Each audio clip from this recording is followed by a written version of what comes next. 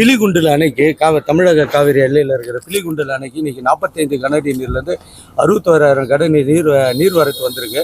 இது டெல்டா மாவட்டங்களுக்கு இந்த ஆண்டுக்கான போதுமான நீர்வரத்து கிடைக்குமா? நமக்கு மொத்தத்திலே இப்போ 60 அடி தான் வந்திருக்கு.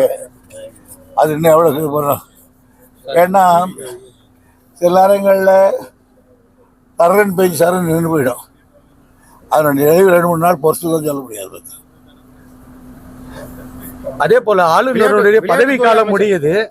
அப்படி முடிகிற பட்சத்துல மீண்டும் அவரையே ஆளுநரா நியமிக்க கோரி பாஜக வலியுறுத்துறதா ஒரு தகவல் பரவிட்டு வருது. அதை பத்தி நீங்க என்ன நினைக்கிறீங்க சார்? எனக்கு அதை பத்தி ஒண்ணுமே தெரியாது.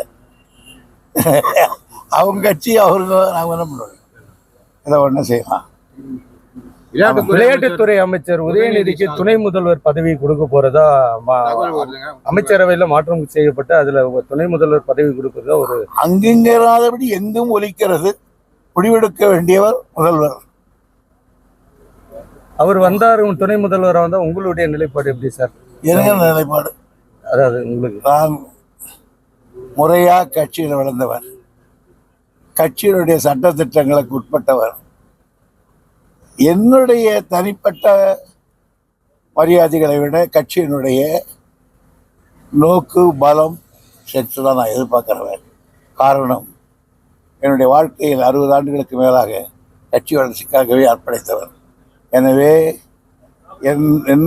என் வளர்ச்சி என் குடும்ப நிகழ்ச்சிகளை விட கட்சி பெருசாக கருதுகிறவன் மட்டுமா சார். இப்போ மழைக்காலங்கள் துவங்க போது நீர்நிலைகள் எந்த அளவுக்கு நம்ம தூர்வாரி இருக்க தண்ணீர்களை சேகரிக்கிறதுக்கு பணிகள் எந்த அளவுக்கு நடைபெற்று வருகிறது சார்? அதாவது மான்சூன் சென்னையை சுற்றி இருக்கிற பகுதிகளில் தான் அந்த பணிகளை கொடுத்து அதுக்கெல்லாம் நிறைவேற்றிட்டோம்.